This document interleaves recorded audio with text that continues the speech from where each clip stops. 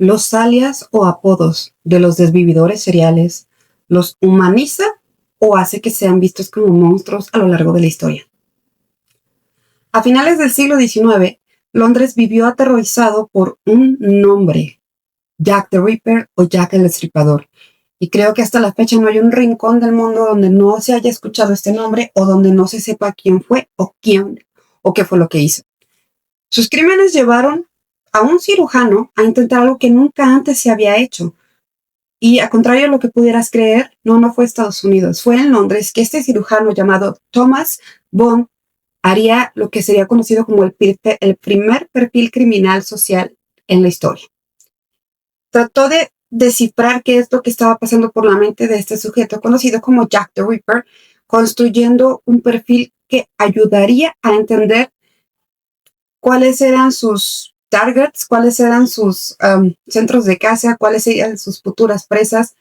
Y esto es lo que conocemos como un perfil criminal, lo que hace que se identifique qué tipo de presas está buscando este sujeto en específico. Entonces, décadas después, en 1924, Long Island conocería este tipo de terror. Habría un nombre que llevaría el terror todavía a otro nivel, a un nivel mucho más lejos. Su nombre real era Albert Fitch, pero también, debido a todo el terror que sembró, se le dieron varios alias o apodos. Fue conocido como el Gray Man o el Hombre Gris, The Werewolf of Wisteria, el Hombre Lobo de Wisteria, The Brooklyn Vampire, el Vampiro de Brooklyn, The Moon Maniac, porque ese no sé a qué se deba, porque es el único que no me hace sentido, pero fue conocido como The Moon Maniac, el maníaco de la luna, y el más inquietante de todos, por los menores de edad, el Boogeyman, o como diríamos en México, el Coco.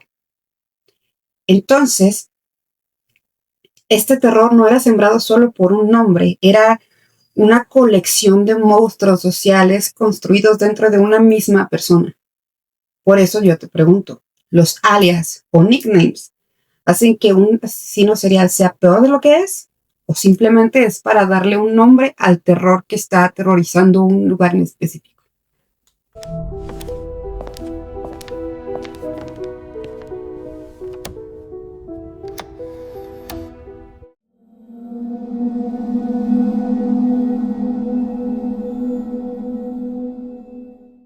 El día de hoy vamos a abrir el expediente de Albert Fitch, el monstruo de Wisteria. Acompáñame.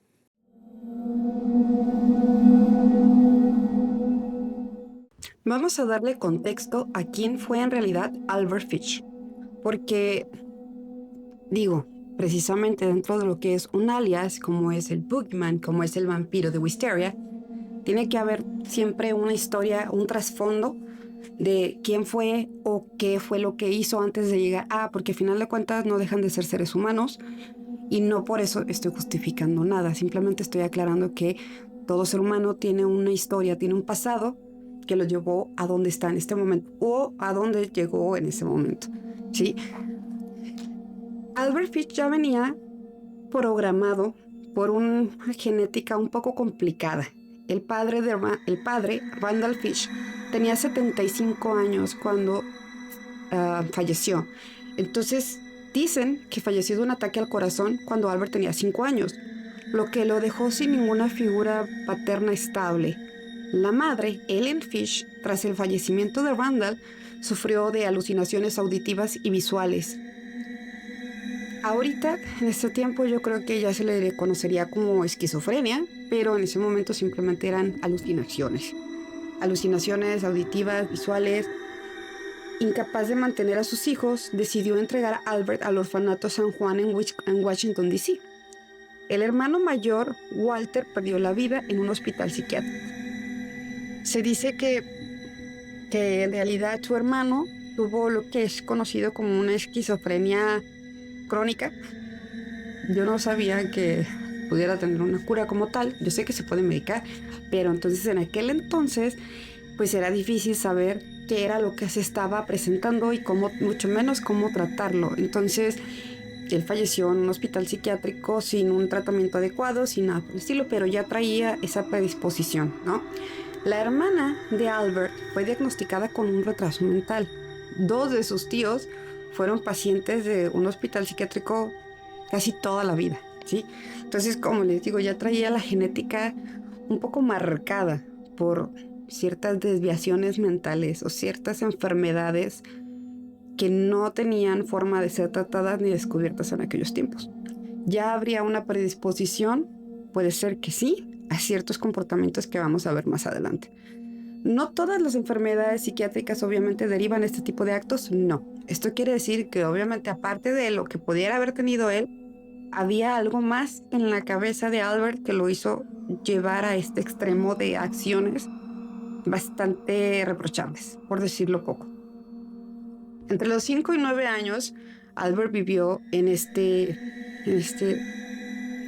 orfanato donde fue recibiendo una disciplina extrema, donde todos los que ahí habitaban eran azotados con paletas de madera pesadas y grandes por cualquier mínima infracción. Fitch, cuando Fitch fue llegado a por fin tener un contacto con un psiquiatra, más adelante vamos a ver con quién, cuando por fin Fitch tuvo contacto con un psiquiatra, le confesó que el tipo de dolor que él recibió estando en este lugar empezó a crear ciertas confusiones en su psique, porque él percibía el dolor, pero al mismo tiempo estaba percibiendo placer por el dolor que estaba sintiendo. Entonces, ¿qué pasó aquí? Se le fracturó el cerebro, por decirlo de alguna manera, porque no había forma como de concebir que algo que estaba causando daño también estuviera causando placer, porque recordemos, él tenía tan solo 9 años. Entonces, se le fracturó el cerebro desde muy corta edad y él empieza a asociar el sufrimiento junto con el éxtasis y se empieza a desarrollar cierto tipo de filias, empiezan a crecer y a desarrollarse en esta mente tan infante, tan vulnerable, y sin nadie que lo guíe, se hace un cóctel perfecto para atrocidades a futuro, que desafortunadamente luego las pagan inocentes, pero esto es lo que pasa, ¿no? Para 1879, su madre consigue un empleo en el gobierno y fue capaz de cuidarlo. Entonces, ella decide recuperar a Albert, pero pues el daño ya estaba hecho. Ya había pasado por situaciones demasiado fuertes que también le había contado este psiquiatra. Ningún infante debería de ver o vivir o experimentar este tipo de cosas que él había visto o que él había recibido en este lugar, ¿no? Viviendo con su madre y empezando a llegar a esta etapa de la pubertad, Albert empieza a practicar urofagia, que es el acto de ingerir orina, ya sea propia o ajena, y cropofagia, que es el acto de ingerir heces, ya sean propias o ajenas. También durante esta faceta de su vida, él empieza a ser un trabajador sexual, ya sea para hombres o mujeres. Él empieza a entender o a hilar que el acto íntimo como el coito puede ser encontrado mediante trabajo y puede ser también parte de esta sensación de dolor, satisfacción, porque obviamente dentro de su clientela existen personas, se empieza a encontrarse con clientes que comparten su mismo tipo de ideas, ya sea como en la orofagia o en la coprofagia o en el masoquismo o en el sadomasoquismo, ¿sí? Entonces, él no lo ve como un trabajo como tal, él lo ve, yo creo que incluso como si hubiera sido un área de juegos que se encontró. Fue como haber descubierto oro en todo este tipo de psicopatías que él empieza a desarrollar. Porque para él, pues es una idea bastante agradable, ¿no? Poder hacer lo que le gusta y aparte recibir dinero por eso. Pero como todo asesino serial, todos empiezan a crear o todos hacen una fragmentación. Está la persona que navega por la sociedad como una persona normal y está el otro que es el desvividor serial, el que ya crea modus operandi, el que ya tiene un patrón de comportamiento, el que tiene cierto tipo de presa. Entonces él empieza a navegar por la sociedad tratando de ser lo más normal posible dentro de sus parámetros. Pero aún así él decide que de casarse quiere buscar una mujer que comparta sus ideales lo mayor posible. Él sabía que no encontraría una mujer que comparta todas sus locuras, pero estaba buscando lo más cercano a. Entonces, en 1898 se casa con Erika Stockley, que, se dice que compartía algunas de sus filias y por eso es que lo aguanta. Es por eso que duran una gran cantidad de años, que si mal no recuerdo creo que fueron 19 años. Y dentro de todas estas cosas que comparten 6 hijos. Gracias a este estado de normalidad que encuentra con Erika, ellos tienen 6 hijos y él mismo decía que en su casa no iba a hacer nada de lo que hacía en la calle. O sea, me refiero a cosas que generaban lesiones, cosas que generaban mortandad, ¿sí?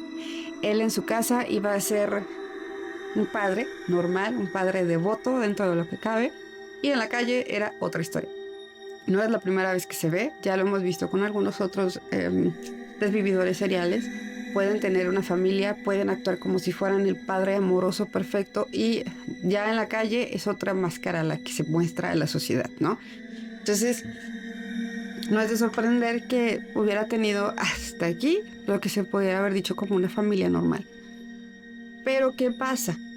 ¿Qué sucede? En 1917, su esposa huye con otro hombre sin decir nada. Pasa esto. Su esposa le dice a sus hijos que vayan al cine. Les manda a todos al cine, a todos los hermanos. Ella dice, por favor, pues que es hora de descansar y que se diviertan un rato y que se vayan al cine. Albert en este momento está trabajando como pintor. Él está trabajando como pintor y anuncia todos sus servicios en el periódico o también recibe trabajo por cosas que ve anunciadas en el periódico, ¿sí? Entonces, Albert anda todo el tiempo en la calle y su esposa se quedaba en casa. Por eso es que ella dice, bueno, mando a mis hijos al cine aprovechando que Albert no está. Cuando los manda al cine, regresan solo para encontrar una casa vacía, literal vacía. Al momento de llegar Albert a la casa se da cuenta de que no dejó nada. Erika se llevó todo lo que pudo, desde muebles, ropa, dinero, todo. Y esto es precisamente lo que hace que a lo mejor esa burbuja de tranquilidad y normalidad en la que había estado viviendo Albert durante todo este tiempo se rompe. Y es donde todo el terror empieza a resonar y empieza a... Vamos, es cuando el terror se suelta por todo Nueva York y es cuando empieza la locura de todo lo que fue Albert Fitch. Como pasa esto de que su esposa lo abandona por otro hombre y él se queda a cargo de todos sus hijos, él con el tiempo empieza a mostrar sus primeros rasgos de inestabilidad real frente a ellos, ¿no? Empieza a suceder ciertas cosas que los hijos después reportan, que es que, por ejemplo, uno de sus hijos varones una vez entra a un cuarto y encuentra una paleta de madera grande llena de clavos para, autoflagelarse y tiene un poco de líquido hemático dentro de entre los clavos hay líquido hemático en la paleta, ¿no? También sus hijos comentan que él se empieza a ser extremadamente religioso, pero de una forma enfermiza, ¿sí? Él sentía que Dios le hablaba, que apóstoles se comunicaban con él. Y aparte, ellos llegan a decir que lo ven o se dan cuenta de que se inserta en distintas partes del cuerpo agujas, ¿sí? Entonces, cuando los hijos empiezan a experimentar este tipo de cosas, van pasando los años y pues obvio se van yendo, algunos se casan, etc, etc. Y dicen que algunas veces lo veían que subía al ático y se azotaba a sí mismo. No sé si sus hijos salieron corriendo de ahí o de verdad algunos se casaron y tuvieron su propia familia, pero antes de que todos lo dejaran solo, uno de sus hijos lo descubrió en la azotea del edificio diciendo que él era Dios. Él decía que lo escuchó su hijo que empezó a gritar que él era Dios y que él era Dios y válgame, ese señor de plano perdió la cabeza y los tornillos que le quedaban, ¿no? En una de las ocasiones, él se envolvió en una alfombra diciendo que estaba siguiendo las instrucciones de Juan el Apóstol. Y uno de los investigadores que ha trabajado años después en tratar de ver qué onda con el perfil de Albert, dice que por eso se viene lo de las agujas, que por una pintura que hay de Juan el Apóstol, donde hay ciertos elementos punzocortantes en la pintura, que Albert estaba como tratando de replicar esta situación, ¿no? También sus hijos llegaron a reportar que había veces que regresaba a casa con carne cruda y la carne la cocinaba de alguna forma extraña. Nunca se especificó como a qué se refirieron con extraña, pero por la situación que más adelante vamos a ver, yo me imagino que era que la dejaba un poco cruda, por decirlo de alguna manera, ¿no? Se convirtió en un hombre que cada que salía a trabajar cargaba una Biblia y la gente empezó a conocerlo pues como el pintor, Albert el pintor, y me refiero a la gente como sus vecinos, ¿no?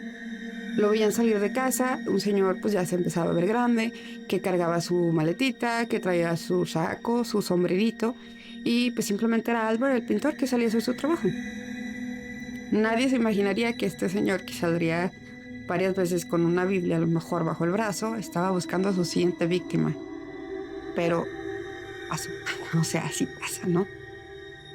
Albert empieza a no encajar en una sola categoría. Y digo empieza porque obviamente con el tiempo fue desarrollando o engrandeciendo algunas de las filias que ya tenía.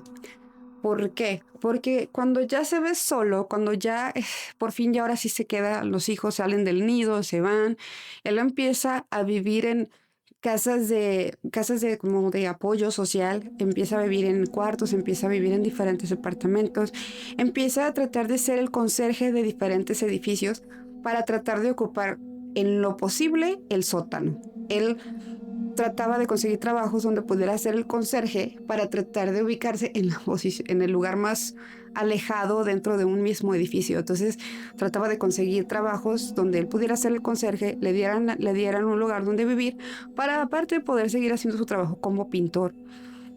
Pasa que él empieza a comunicarse o a buscar gente que comparta sus intereses a través de publicaciones en el periódico, porque en ese entonces era demasiado común que había publicaciones como en el New York Times, donde la gente, las mujeres, por ejemplo, aquellas que estaban solteras decían que buscaban hombre para compartir, pasar el rato, conocerse o incluso decir estoy buscando marido.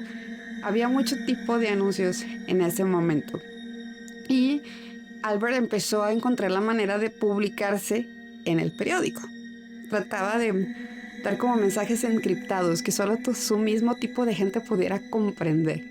Entonces se cree que ya empezó a tener contacto con algunas mujeres que compartían sus filias. Obviamente no hay como un conteo exacto de con cuántas personas en realidad tuvo contacto a través de este medio, pero también se dice pues que Albert en realidad no tenía alguna predilección por algún sexo en específico. Sí, él podría tener interacción con hombres o con mujeres. Entonces, cuando él estaba buscando gente que compartiera sus filias o que compartiera sus gustos, no era necesariamente que estuviera buscando a una mujer en específico o a un tipo de hombre en específico. Lo que él estaba buscando era simplemente personas que compartieran sus filias, gente con las que pudiera desarrollar, pudiera implementar todas las cosas que atravesaban por su cabeza.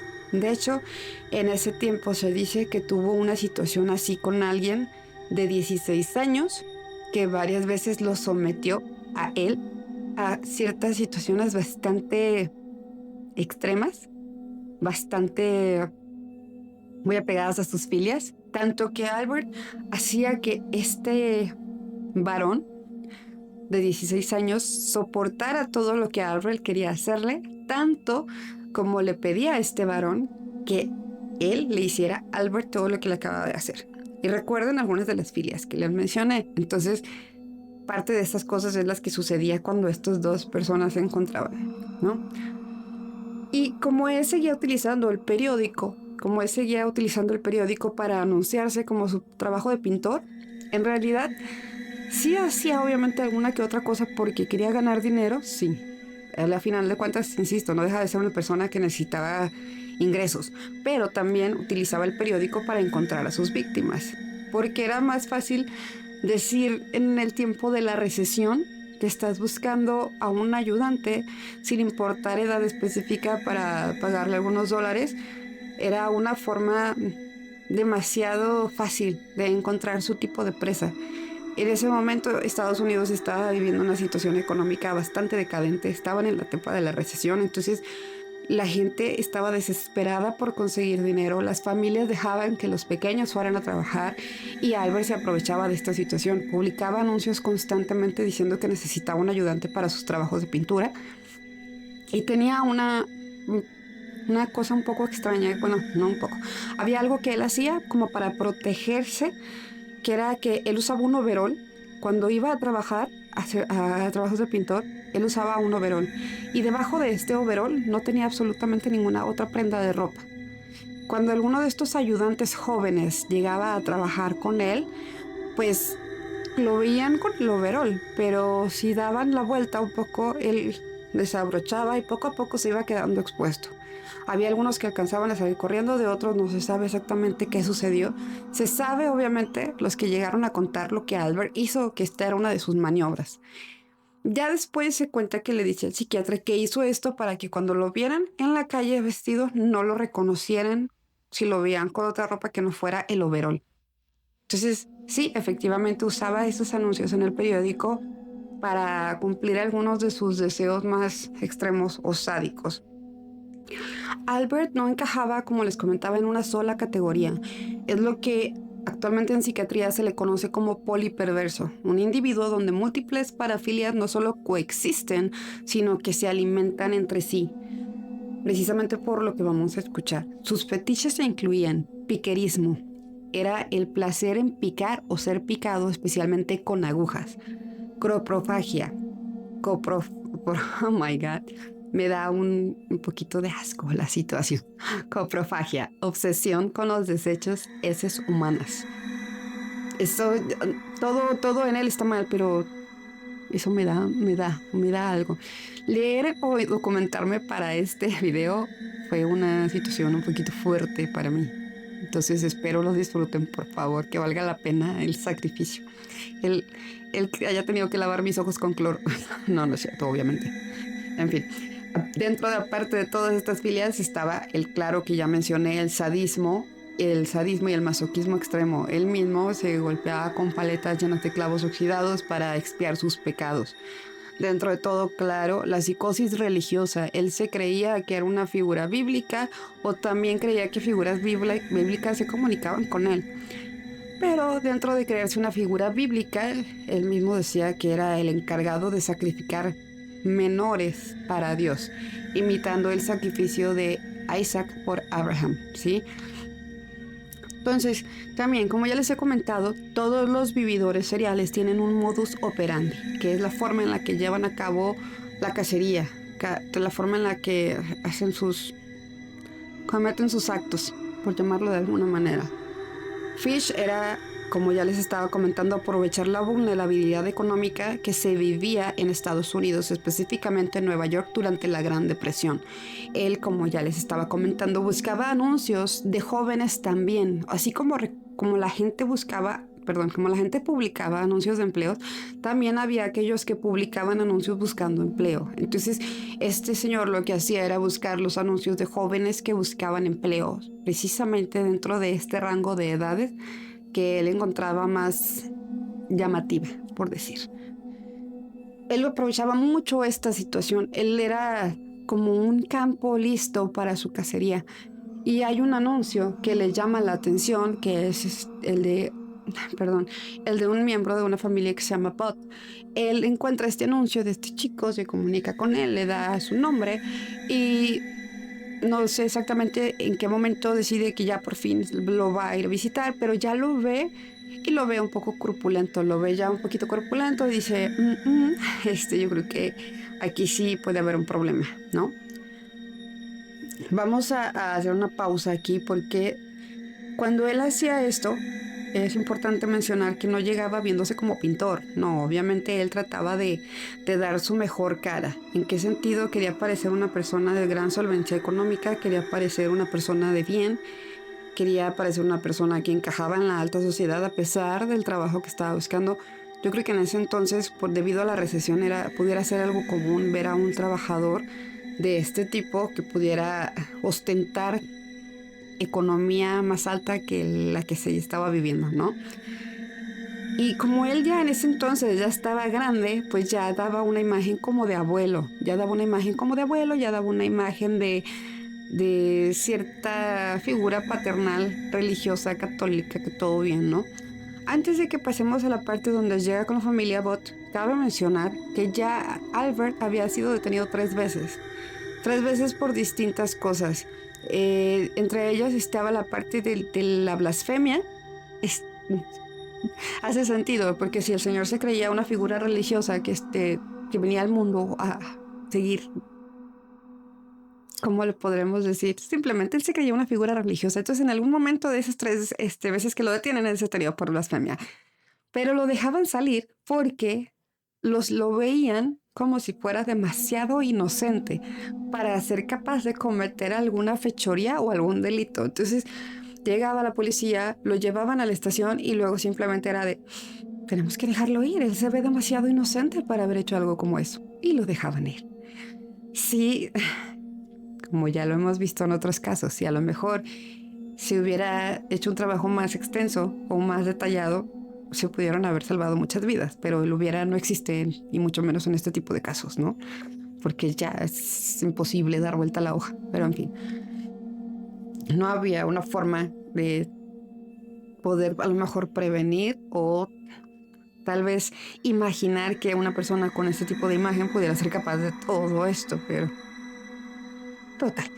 Todas sus víctimas eran pues menores. Se sabe que Cuando, cuando él por fin empieza a hablar con un psiquiatra, que es el que le narra y le cuenta todas las cosas que hizo, es cuando se empieza ya a saber en realidad que todas sus víctimas fueron menores, que de verdad les hizo cosas que hay innombrables, de verdad les hizo cosas que no se pueden decir en voz alta y menos en este canal, menos en esta aplicación, pero se sabe que las cosas que les hizo eran demasiado fuertes. ¿Por qué? Porque se las reportó a este psiquiatra. Entonces había situaciones muy específicas que el psiquiatra reportó, escribió y recordemos que fue el único psiquiatra que de verdad habló con Albert en algún momento, ¿no? Retomando el tema a la familia Bott. Como les comenté, él se comunica y se pone en contacto con uno de los hijos y al momento de llegar a la casa lo ve y lo ve que es un poco más corpulento de lo que se imaginó y lo ve más alto y más grande. Se da cuenta de que este chico de verdad podría someterlo sin problema. Entonces, él ya viéndose, pues entrado en años, ya viéndose un poco más frágil, dice, no me quiero meter en problemas, no quiero esto, me asusta un poquito esta situación, mejor no, mejor nadota. Pero pasa que mientras él está ahí, hace acto de presencia una de las hermanas, que es Grace Bott. Él la ve, inmediatamente dice, aquí, tenía toda esta imagen de lo que a él le llamaba la atención. Esa figura medio frágil también era lo que ahorita se le puede decir como tomboy, entre medio femenino, medio masculino. Entonces era la presa perfecta para este cazador. Él dijo, ¿y aquí soy? Sí, este monstruo empieza a maquinar una historia mientras está ahí en esta casa todavía y les comenta a los padres de Grace, les dice, bueno, en lo que se termina toda esta situación, que si sí, que si no, que su hijo trabaja conmigo, ¿no? ¿Qué les parece si me permiten llevar a Grace a una fiesta de mi sobrina? La familia de Grace era una de esas que estaban siendo muy afectadas por la recesión. Entonces ellos estaban batallando demasiado por el dinero, por la economía, para poder poner comida sobre la mesa. Cuando este señor les ofrece la oportunidad de decir, bueno, yo le voy a dar trabajo a uno de sus hijos, pero aparte quiero que ella me acompañe a que pase una excelente noche. Dicen, bueno, tal vez, puede ser. Empiezan entre ellos a debatir entre que sí, entre que no, porque no deja de ser una situación bastante extraña el decir, bueno, que vaya una niña con alguien que no conoce. Pero dice, bueno, ¿sabes qué? Es que ella no ha tenido una comida decente en mucho tiempo, ella no ha pasado un buen rato en mucho tiempo, Y están en eso cuando precisamente Albert les dice, prometo regresar a la casa a las 9 de la noche, a más tardar 9 de la noche. Y el padre de Grace dice, ok, ¿sabes qué? Está bien, o sea, esta pobre criatura pues no ha disfrutado como debería de ser, porque pues la economía no deja que se le den dulces, no deja que a lo mejor se le dé un buen corte de carne. Te cuento todo esto para que te puedas a lo mejor tratar de poner en aquel momento, en aquel escenario donde todo estaba siendo tan difícil, que te vieras a lo mejor en la necesidad de decir, para que mi hijo o mi hija tenga un buen día, la voy a dejar ir o lo voy a dejar ir con un extraño. O sea, imaginemos qué tan negra pudo haber estado la situación para que se tomaran este tipo de acciones, ¿no? Total, deciden que la van a dejar ir, deciden que la van a dejar ir con Albert y así va, ¿no? Para eso, Albert obviamente les da una dirección de dónde va a ser esta fiesta, les da la ubicación y les da todo, pero dentro de su ignorancia o a lo mejor del poco mundo que tenían experimentado, los Budd no sabían que esa dirección en realidad no existía. Existían los nombres de las calles, pero el número no. Entonces, ellos sin saber esto, dejan ir a Grace con Albert. Los ven partir. Para eso Grace se va con un vestido blanco que usó en su confirmación y la despiden muy alegremente con la mano. Y pues nada, ellos están obviamente deseando que pase un buen día y esperando que sean las 9 para poder recibir a su hija de regreso.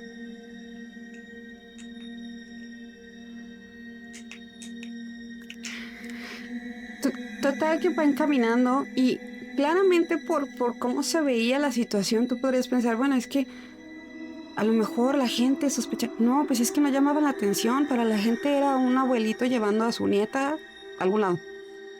Porque si ves a Albert con ropa pues, decente para la época, porque recordemos, insisto, la recesión, pobreza, bla, bla, bla, y lo ven a él con buena ropa y si ven a Grace pues arreglada para una fiesta, pues la gente no sospecha. La gente simplemente ve a un abuelo llevando a su nieta de la mano.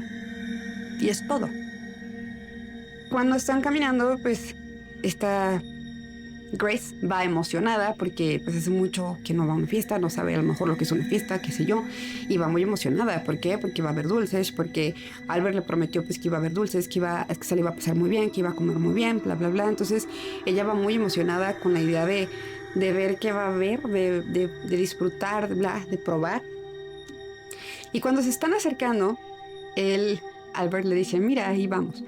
Y es esta casa enorme, de color blanco por fuera, entre un poco de, pues no bosque, pero está rodeada de verde, ¿no? Entonces, esa casa, ok, se ve grande, se ve bien, hasta ahí vamos bien. Pero ya cuando se empiezan a acercar, Grace se da cuenta de que algo no está bien. ¿Por qué? Porque no se escuchan voces, se ve todo como muy apagado, sin vida, sin plantas, sin nada. Entonces es como que, ya estando en el umbral para entrar, es cuando por fin se da cuenta de que no hay nada. En realidad es una propiedad abandonada llamada Wisteria Cottage. A sus tan solo 10 años, el encontrarse sola en una propiedad abandonada que está llena de polvo, que está a lo mejor llena de arañas y sin un alma que ella conociera, imagínense el pánico que empieza a sentir. Solo está Albert a su lado, este tipo que la sacó de la seguridad de su casa para llevarla a esta casa, en medio de la nada. Esta casa grande que ya una vez dentro, al ver que está abandonada, pues ya hasta se empieza a ver fantasmagórica. Albert le dice, tú tranquila, todo va a estar bien. Te voy a dar dulces como te lo prometí, tú simplemente espera y ten paciencia. Nota para ti que me estás viendo. La parte que viene ya viene un poco más fuerte, entonces te recomiendo ahora sí que la veas bajo tu propio criterio, bajo tu propia decisión.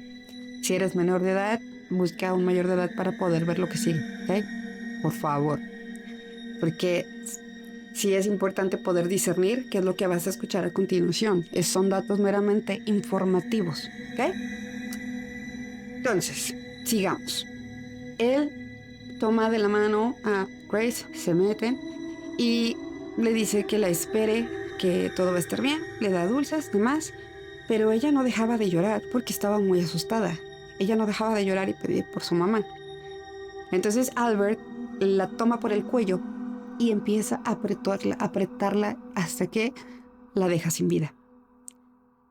Ya estando ahí y estando con esta situación tan fácil, él simplemente dice, ok, bueno, tengo que aprovechar esto, tengo que poder sacarle beneficio a la situación. Pasó 9 días ahí con el cuerpo de Grace sin vida. Pasó 9 días en esta casa. Pasó 9 días y solo te puedo decir que lo que pasó dentro de esta casa durante los 9 días es algo que yo creo que ni el Marqués de Sade se le hubiera ocurrido escribir en sus libros. Si no sabes quién es, investígalo para que sepas de lo que estoy hablando. La verdad es bastante fuerte. En fin, vamos a hacer una pauta para poder seguir dando un poquito de contexto a la historia y después vamos a volver con el tema de Grace, ¿ok? Como ya les comenté, Albert era una persona que le encantaba escribir sus locuras, demasiadas publicaciones en los periódicos, pero aparte le gustaba escribir. Aparte tenía como esta obsesión o facilidad de estar escribiendo algunas cosas y demás, y lo hacía mucho para poder como compartir con más gente, etc.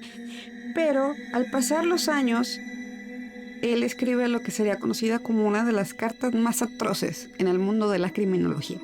¿Okay? Pasan exactamente 6 años. 6 años de que sucedió esto con Grace. Y él en este placer que encuentra al escribir, escribe la carta que les comento. Esto fue ya en 1934. Les envía una carta a los padres de Grace. Como la carta, como te estoy comentando, es una de las cartas más terroríficas en la historia de la criminología, no puedo entrar en muchos detalles. Voy a tratar de leerte algunos fragmentos de la carta, pero si tú quieres leerla completa, está en internet desafortunadamente. Es fácil que la encuentres, no hay mucho problema con eso. Pero voy a tratar de darte aquí algunas de las citas o notas o fragmentos que se pueden encontrar en dicha carta, ¿ok? Primera cita. Querida señora Pot, el 3 de junio de 1928 llegué a su casa. Después de que usted me diera algunas golosinas, después de que usted me alimentara, llevé a Grace a una casa vacía en Westchester. Ella lloró un poco, pero yo le dije que sí íbamos a comer dulces. Cierro esta cita y en un momento te doy otra. La que te estaba dando es una cita como un breve resumen, que a lo mejor puede ser como para que te des una idea de todo lo que venía en dicha carta, pero insisto, voy a tratar de darte los mayores detalles posibles para que no me vayan a bloquear el video, ¿no? Dentro de esta carta sí la empieza así, ¿no? Estimada señora Pot, en 1894 un amigo mío fue enviado como asistente de plataforma en un barco de vapor Tacoma. El capitán John Davis viajaron de San Francisco a Hong Kong. Al llegar ahí, él y otros 2 fueron a tierra y se pasaron de copas. Cuando regresaron, el barco se había marchado. En aquel tiempo había hambruna en China. La carne de cualquier tipo costaba de $1 a $3 por libra. Así tan grande era el sufrimiento entre los más pobres que todos aquellos menores de 12 años eran vendidos como alimento en orden de mantener a los demás libres de morir de hambre. Hasta aquí cierro esta cita. Y esta parte no se comprobó como tal, o qué tan verídico sea la información que estaba en esta carta. No se sabe en realidad si Albert tuvo un amigo que en realidad fue a China o que en realidad fue a Hong Kong y demás. No está comprobado 100%, pero esto fue lo que le escribió en la carta. Porque la carta existe, la carta actualmente se encuentra en un museo particular. No quedó en manos de algún perfilista del FBI, la tiene un particular de una forma muy curiosa, pero eso es parte de otra historia. En fin, la cosa es que la carta existe como tal. De hecho, te voy a dejar una imagen para que la veas, y en la carta específicamente sí dice esto, ¿no? Otra parte de la cita es que es que es muy difícil para mí poderte decir esto sin que se me vaya a bloquear el video, espero lo entiendas. Pero básicamente él narra en la carta cómo era llegar a cualquier carnicería y pedir cortes de filete o carne de estofado, y no eran precisamente de animales de ganado, ¿ok? O sea, era carne humana de lo que te acabo de mencionar hace unos segundos, ¿no? Básicamente, él dice que él está diciendo que su amigo le narró esta historia y dice, bueno, suena interesante, porque el amigo supuestamente le dijo que era la mejor carne que había probado en su vida. Después de decirle esto, después de decirle todas estas cosas así de fuertes, ya le empieza a contar esta historia, ¿no? Dice, el domingo 3 de junio de 1928 yo le visité en el 406 West Calle 15. Le llevé un pote de queso y fresas. Almorzamos. Grace se sentó en mi regazo y me besó. En ese momento decidí comerla. Con el pretexto de llevarla a una fiesta, usted dijo que sí, que ella podría ir. La llevé a una casa vacía en Westchester que yo ya había escogido previamente. Yo sabía que si no lo hacía, las habría de manchar con su líquido hemático. Cuando todo estuvo listo, me asomé a la ventana y la llamé. Entonces me oculté en un armario hasta que ella estuvo en la habitación. Cuando ella me vio completamente sin ropa, comenzó a llorar y a tratar de correr escaleras abajo. La atrapé y me dijo que se lo diría a su mamá. Le despojé de sus prendas, pateó y me rasguñó. La estrangulé y entonces la corté en pequeños pedazos para poder llevarme la carne a mis habitaciones. La cociné y comí. Cuán dulce y tierno fue su asado en el horno. Me llevó 9 días comer su cuerpo entero. Estaba deliciosa, carnosa y jugosa. Estoy tratando de decirlo lo mejor que se puede adaptar este tipo de texto fuerte. No la profané, aunque podría haberlo hecho si lo hubiera deseado. Pero ella falleció virgen. Qué aliento, ¿no? O sea, después de todo lo que le dice, falleció virgen. No te preocupes. Así de fuerte estuvo la carta. Entonces, la señora Bott desafortunadamente era analfabeta, no podía leer la carta, se la da a su hijo para que la leyera y al leerla el hijo, pues, imagínense la locura que se soltó en la casa de la familia Bott. Se suelta un caos ahí, ¿no? Cuando reciben esto, recuerden que ya habían pasado 6 años, entonces al recibir esto ellos llevan inmediatamente la carta a la policía y empiezan a tratar de buscar a alguien que pudiera encargarse de esta situación. Lo importante que hay que recordar es que para todo monstruo siempre va a haber un cazador. Y en el caso de Albert tuvo un muy buen cazador, que era nada más y nada menos que el detective William King. Él ya había estado siguiendo sus huellas, él ya había estado tratando de descubrir quién era esta persona que estaba generando estragos en Nueva York, ¿no? Pero cuando reciben la carta y cuando pasa esta situación, toda la gente estaba aterrorizada por lo que habían leído. En aquellos entonces no había tanta frialdad expuesta al mundo. No era tan fácil conocer las atrocidades que estaban allá afuera o de lo que llega a ser capaz la gente cuando está un poco desquiciada. Entonces, el haber leído esto fue bastante fuerte para la gran mayoría de los involucrados y todos empiezan a entrar en pánico, pero este señor, este detective King, revisa la carta una y otra vez, miles de veces. Trata de encontrar algunos fragmentos de la carta que pudieran decir a dónde va, o trata de encontrar algunas pistas dentro de la misma carta. Y precisamente al momento de estar haciendo todo esto, él se da cuenta de que en realidad la pista estaba oculta a plena vista. Albert no era muy brillante, me imagino. Era maquiavélico, pero no era una persona muy brillante, porque si no, este detalle no se le hubiera pasado. Pero qué bueno que se le pasó. O sea, unas por otras. Está el detective King investigando la carta y al momento de estar revisando, como les digo, la pista resultó estar a plena vista. ¿Qué era lo que sucedía? La carta había estado escrita en un papel membretado Y en cuanto detectan el membrete, empiezan a revisar de dónde es, de dónde proviene, qué sucede, de dónde sale este papel, de dónde proviene este membrete. Y resulta ser nada más y nada menos que esta, ¿cómo le podremos decir? Casa, esta hostal donde se hospedaba Albert. Viene y nada más y nada menos que de un lugar donde se estaba hospedando el mentado señor que tanto estuvo acosando Nueva York. Por eso les digo que si él hubiera sido muy inteligente, un detalle tan obvio no se le hubiera pasado a este desvividor serial, a este monstruo. No hubiera sido algo tan fácil de... Se me fue, ¿no? Entonces, aquí él ya tiene tiempo viviendo, él ya tiene tiempo que se había quedado aquí.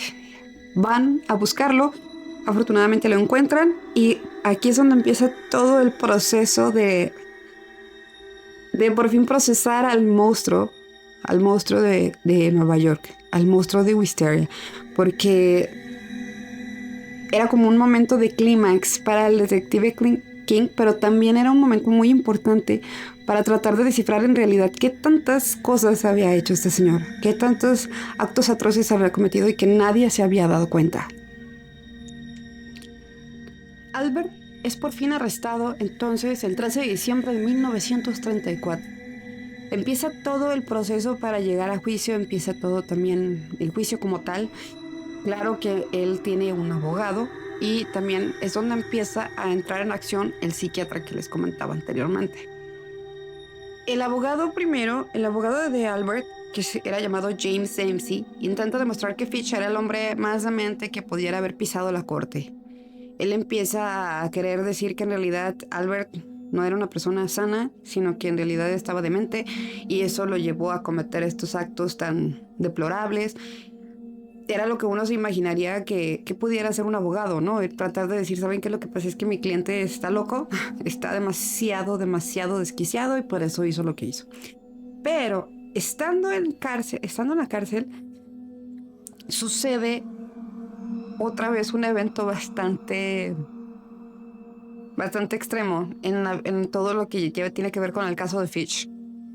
¿Qué sucede? Como ya les comenté, a Albert le encantaba escribir y estar en la cárcel no lo detuvo de hacer esto. Entonces ya dentro de Sing Sing, que fue donde él estuvo detenido, él escribe otra terrorífica carta, otra carta demasiado explícita y demasiado deplorable. Y esto era para, o en relación a Billy Gaffney, de 4 años. Estaba jugando afuera de su departamento en Brooklyn con su amigo Billy Beaton, de 3 años. Ese día, ese día yo creo que es cuando empieza el apodo que se le empieza a dar a Albert también como el Boogeyman o el Coco. ¿Por qué? Porque esto fue un viernes 11 de febrero. Ambos niños desaparecen, pero Beaton fue encontrado en el tejado del edificio de los departamentos.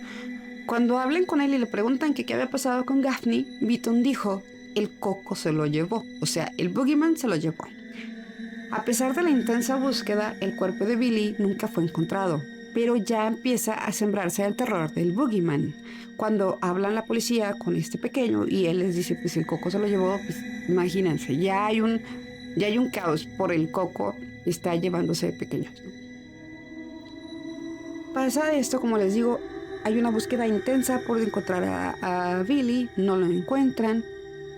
Cuando incluso se dan cuenta de la carta, cuando se dan cuenta de que este Albert escribió esta carta, el detective King manda a buscar con la ubicación que les dio Albert, mandan a buscar a ver si encuentran algo cerca de Billy, pero nunca lo encuentran. Entonces, ¿qué pasa? Que la señora decide ir a visitar a Albert, a Sing Sing, la mamá de Billy decide ir a visitar a Albert, a Sing Sing, para ver si se apiada de una madre desesperada y le dice que por favor, que dónde está y dónde se encuentra. Y la continuación es que, la continuación es que en realidad nunca se supo. No se supo, desgraciadamente, qué pasó con Billy. Y si quieres saber unas partes de esa carta, con todo gusto te digo, con todo gusto te las platico, pero también es algo bastante fuerte. Entonces nada más te voy a dar como unas citas muy breves de la carta, ¿ok? Y, ok, recuerda, partes muy breves y algunas palabras las tengo que adornar un poquito. Si quieres ver la carta completa, búscala en Google, por favor. La carta que le mandó a la mamá de Billy dice: lo llevé a los vertederos de Riker Avenue. Ahí hay una casa que permanece sola, no lejos de donde lo tomé. Llevé ahí lo despojé de sus ropas, até sus manos y pies, lo amordacé con un harapo sucio que recogí en el vertedero. Entonces quemé sus ropas, aventé sus zapatos al vertedero, regresé y tomé el tranvía de la 59 Street a las 2 a.m. Caminé de ahí a casa. Al día siguiente, cerca de las 2 de la tarde, llevé herramientas, un muy buen látigo de 9 colas, casero con mango corto. Corté uno de mis cinturones a la mitad, corté esas mitades en 6 tiras de cerca de 8 pulgadas de largo, azoté su descubierto hasta que le corrió líquido hemático en sus piernas y le quité las orejas, la nariz, la boca de oreja a oreja con un objeto punzocortante. Le saqué los ojos. Estaba sin vida entonces. Enterré el objeto punzocortante en su vientre. Lo demás ya no te lo puedo decir. Lo demás ya no te lo puedo decir. No puedo. Pasamos. Siguiente cita. Recogí 4 sacos viejos de patatas, reuní una pila de piedras, entonces lo corté en pedazos. Tenía un fardo conmigo. Fardo es como una pequeña bolsa o maletita, ¿no? Puse ahí su nariz, sus orejas y unas cuantas rajas al vientre en el fardo. Entonces lo corté después de todo lo que hace falta de cortar. Y después tampoco te puedo decir esto. Puse todo esto en el fardo con mucho papel. Corté cabeza, pies, brazos, manos y piernas debajo de la rodilla. Coloqué todo esto dentro de los sacos pesados con piedras. Los até y los arrojé en las fosas de agua fangosa que usted verá a lo largo del camino que va a North Beach. Regresé a casa con mi carne. Tuve el frente de tu cuerpo. Y básicamente está haciendo alusión a que le encantaban específicamente las partes nobles o las partes privadas en sus platillos, ¿no? Sí, porque no te puedo entrar en detalles aquí, por más que quisiera decirte todo, no puedo. Estaban buenos, entonces partí lo demás. Y aquí es donde ya le empieza a contar a la mamá de Billy cómo lo cocinó. A detalle, tanto así que le dice: puse tiras de tocino en cada derrier. Y luego tomé 4 cebollas y cuando la carne había asado cerca de un cuarto de hora, vertí un poco de agua para la salsa de la carne y puse las cebollas a intervalos frecuentes. Así, o sea, la carta así prosigue. Así de dañado estaba Albert y así de mal quería que se sintiera la mamá de Billy.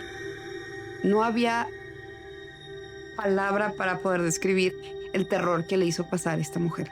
El dolor que le ha haber provocado leer esta carta infernal. A ninguna de las dos, ni a la mamá de Billy, ni a la mamá de Grace. O sea, el señor de plano, yo creo que rebasó niveles de sadismo y terror. Pero en fin. Entramos a la parte donde ya por fin, después de pasar por todo este martirio de buscar a Billy, de leer esta terrorífica carta, una vez más, escrita por Albert, entra en escena el doctor Frederick Wortman, que es el psiquiatra con el que habla Albert y por el que gracias a él sabemos todos estos detalles que les estoy contando. Si no hubiera sido por este psiquiatra, por este doctor Frederick, no se hubiera sabido probablemente muchas de las cosas que hizo Albert mientras estaba libre, o incluso, como te darás cuenta, algunas cosas que hizo ya estando en Sing Sing. O sea, si estando dentro de Sing Sing fue capaz de hacer esto, porque quieras que no, para una persona que es sádica y ellos disfrutan el dolor de los demás, el haber enviado esta carta a esta señora estando dentro de Sing Sing, yo creo que fue, pues obviamente parte de su satisfacción, el buscar su satisfacción a expensas de este terrible dolor de alguien más, ¿no? Cuando ya el psiquiatra está hablando con él, el psiquiatra afirma y declara que efectivamente Fish es un demente. Declaró que Fish sufría de todas las aberraciones conocidas por el hombre. No hay ninguna forma de perversión que este hombre no haya practicado. Entonces, él presenta pruebas de locura extrema, incluyendo el hecho de que Fish admitió haber dejado sin vida a personas pequeñas en casi todos los estados y dar detalles específicos de todas sus recetas especiales de comida. O sea, imagínense el psiquiatra que habló con este tipo, o sea, escuchar cómo cocinó, cómo hizo lo que hizo a detalle, a cada pequeño detalle. No sé cómo el psiquiatra no terminó volviéndose loco también, pero bueno. A pesar de todo esto, el jurado tarda solo 3 horas en declararlo culpable. El juez, después de escuchar todo esto y después de saber todo lo que había hecho, lo declaró a la silla eléctrica. Bien hecho por el juez, bien hecho.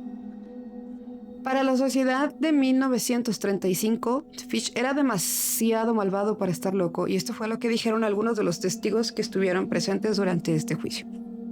Tiene sentido, ¿no? O sea, ¿cómo puedes...? No sé, es que no veo una razón por la que pueda simplemente decir, es que sí, estaba demasiado loco, a lo mejor era esquizofrénico y pues está bien que simplemente vaya a ser una enfermedad y lo vayan a tratar en algún psiquiátrico, pero no, creo que ya esto es demasiado. En fin. Por fin, el 16 de enero de 1936, a las 11 p.m., Fish entra en la cámara de la silla eléctrica de la prisión de Sing Sing. Y adivina, estaba extremadamente feliz. Él le comentó al psiquiatra que esto iba a ser como la satisfacción que le hacía falta de probar. Él le comentó al psiquiatra que esto era ser como la cúspide de sus fantasías, es sentarse en una silla eléctrica. El sentir todas esas descargas a través de mi cuerpo es lo que estaba esperando, es lo que me hacía falta probar. Él estaba demasiado feliz, o sea, no tengo palabras, en fin. E incluso dicen, algunos que se encontraban ahí dicen que ayudó a los guardias a ajustar las correas de la silla eléctrica. Y sus últimas palabras, según testigos, fueron: no sé aún por qué estoy aquí, pero aún así la pesadilla se acabó para siempre. Pesadilla, yo creo que porque él mismo sentía que no encajaba en no sé. Ahora, dentro de esta situación, hay una leyenda urbana que dice que debido a todas las agujas metálicas que se encontraban en el cuerpo de Albert, porque recuerden, entre que algunas se las tragó, otras se las enterró, él seguía teniendo agujas en su cuerpo. Entonces dicen que la leyenda dice que debido a todo esto, en el momento de la activación de la silla, no se pudo completar el proceso al 100 satisfactoriamente. Entonces se dice que tuvo que haber una segunda descarga masiva de voltios para poder terminar el proceso. Es una leyenda. Según algunos especialistas en electricidad, esto no en realidad influye en nada, que lo único que hubiera pasado era que a lo mejor se hubiera desviado un poquito la electricidad dentro del mismo cuerpo, haciendo como viajes diversos, pero que en realidad no tendría ninguna afectación. Que se lograra el objetivo, dicen que en realidad no influiría nada. Es una leyenda urbana, no sé qué tan cierto pudiera ser. Especialistas dicen que no, pero bueno. Después de que ya por fin la Tierra se queda sin Albert, por fin ya el señor pasa mejor vida, o esperemos que peor vida, la policía solo pudo confirmar 3 cargos por desvivisión confesados por él, aunque se sospecha de su participación en al menos 9 casos más. Fish confesó haber atacado a más de 400 personas pequeñas y privado de la vida a cerca de 100. Aunque la policía cree que estas cifras están infladas por sus delirios de grandeza. Pero, especialistas que han revisado todo este caso dicen que el número real de víctimas desaparecidas en los estados de Nueva York, Nueva Jersey y Delaware durante esos años puede sugerir que Fish fue incluso mucho más prolífico de lo que los registros oficiales mostraron. Porque al haber toda esta situación debido a la recesión, se prestaba a que la gente pudiera desaparecer sin dejar rastro. Y más porque tiene mucho sentido que la gente que en ese momento no tenía mucha economía, no tenía mucho dinero, no se preocupara tanto por ser abducidos, secuestrados contra su voluntad, porque decían, bueno, yo no puedo pagar el rescate, ¿quién me va a querer llevar en contra de mi voluntad si nadie puede pagar mi rescate? Entonces dicen que debido a esto pues no se protegían tanto, no se cuidaban tanto, ni de que los asaltaran, porque pues no traían dinero que les asaltaran o algo de valor que les asaltaran. Entonces esta situación provocara que fuera propenso a ser mucho más vulnerables para alguien como Albert. Entonces los especialistas creen que es posible que hayan sido mucho más víctimas de las registradas las que se llevó este señor a su paso. Al final de todo esto, te voy a dejar entonces con esta pregunta. ¿Tú crees que el darle apodos a los desvividores seriales los humaniza o los separan de nosotros? Porque si nos quedamos con la idea de que ponerles un apodo puede también servir como para la historia, para poder identificar algo y poder poner como un patrón y demás, quédate con esto. El hombre como tal puede haber fallecido e incluso el nombre de Albert Fitch puede ser olvidado, pero esta leyenda del Boogeyman, incluso en esas zonas donde él actuó, jamás va a desaparecer. Jamás va a desaparecer la leyenda del Boogeyman. Entonces, en criminología esto tiene un nombre, se llama mitificación del criminal, cuando el asesino deja de ser un nombre y se convierte en una idea. Qué fuerte. Te dejo con eso, tú coméntame si crees que es una buena idea o mala idea ponerle un apodo a una persona de estas, o qué es lo que opinas respecto a este caso. Si hay algún caso en particular que te gustaría que yo te narrara, también déjalo aquí abajo. Y te quiero agradecer por tu tiempo, porque todo tiempo es muy valioso y que me regales unos minutos del tuyo para ponerme atención no tiene precio. Así que muchas gracias. Nos vemos pronto. Chao.